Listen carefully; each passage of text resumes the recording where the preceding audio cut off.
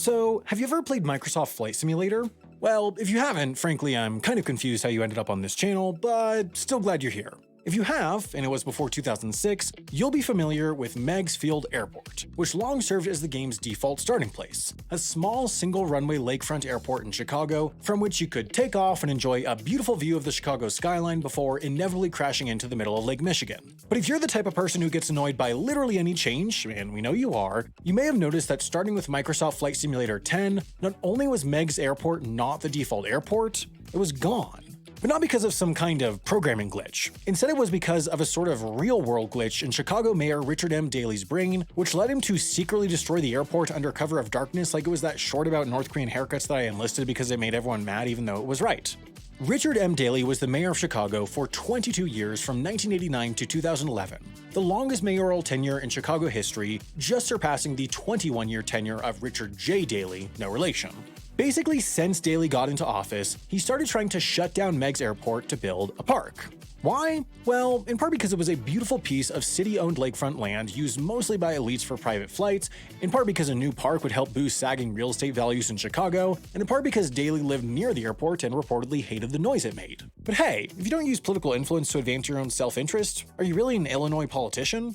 In 1994, Daley announced plans to close the airport and build a park, and actually did manage to successfully shut it down from October 1996 to February 1997. But then, the Republican state legislature threatened to claim the airport as state property and reopen it, forcing Daley to make a deal with the Republican governor, Jim Edgar, to keep Meigs open for another 5 years, after which Daley could finally build his park. But then, once that 5 years was up, Daley was forced to use Meigs as a bargaining chip once again, making a deal with the new Republican governor, George Ryan, to keep Meigs open until 2026 in exchange for, among other things, a metric boatload of money for expanding O'Hare International Airport.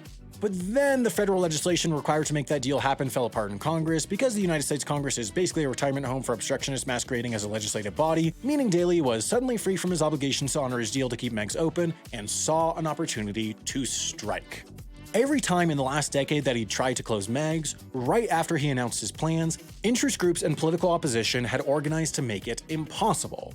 So Daley figured, why not give democracy a well-earned night off and just go auto crazy? Just before midnight on Sunday, March 30th, 2003, Mayor Daley ordered a demolition crew to sneak onto Meigs in the dead of night and destroy the runway, an action that served the dual purpose of both rendering the airport useless and also answering the age-old question, what would it be like if a Batman villain was mayor of Chicago? The mission was so secretive that the demolition workers had to hand over their cell phones, and in true cartoon heist fashion, even shone a massive spotlight on the 24-hour webcam set up by a pilots association to stream live footage of Meigs so nobody could see what they were doing. The demolition crew didn't actually have time to destroy the whole runway, so instead, they did something even pettier, carving giant 3-foot-deep X-shaped gouges into the concrete runway, making it look like some sort of giant, extremely one-sided tic-tac-toe game. Daley then claimed in a press conference that he'd done it to protect Chicago from potential terrorist attacks in the wake of 9/11. You know, terrorist attacks, like, say, destroying airports in the middle of the night. The move stranded 16 airplanes that were parked at the airport, though they were eventually cleared to take off from the airport's taxiway, which ran parallel to the destroyed runway. Perhaps the craziest part of this whole saga is that an inbound flight to Meigs had to be diverted by air traffic control because the FAA didn't realize Meigs had been destroyed until after the plane headed there was in the air. Imagine being a pilot about to land and hearing you need to turn around because the airport has been destroyed, not by a natural disaster or a terrorist attack, but by the mayor. Daley was sued by interest groups and the FAA, but as tends to be the case for mayors named Richard Daley, he came away pretty scot-free. The courts found that because the city had paid back its federal grants related to Meigs, the airport was city property, and thus the city had the right to destroy it. And although it had been done in flagrant violation of FAA policy, the FAA had never really anticipated anyone being crazy enough to secretly destroy their own airport overnight, so its only mechanism for punishing Daley was a policy that required 30 days notice for airport closures.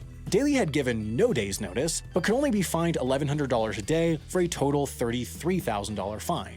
However, the city later agreed to also repay $1 million of grants from the FAA Airport Improvement Program because it turned out Daley had used those funds not to improve the airport, but to destroy it.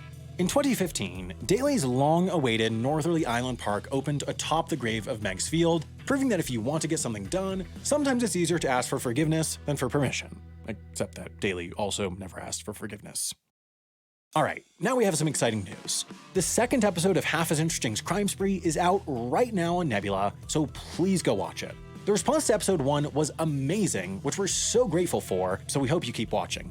As a reminder for the uninitiated, this is the show where I got $5,000 to run around the country over 72 hours and try to break 8 weird laws, where simultaneously the HI writing team got $3,000 and a live tracker to try to catch up and tag me so I'd lose a point. Of course, the only way to watch Crime Spree is on Nebula, the creator-owned streaming site where you can check out exclusive ad-free versions of our YouTube content, HI's 40-minute Brick special, 3-part trivia show, a boatload of Wendover documentaries, and even more originals from other creators that you probably already watch. The best way to get access to Nebula is with the CuriosityStream Nebula bundle, with which you also get access to CuriosityStream for the same price, meaning you can watch their great nonfiction shows and documentaries like the one the Wendover team made about the entire Western US being on the brink of the water wars or something.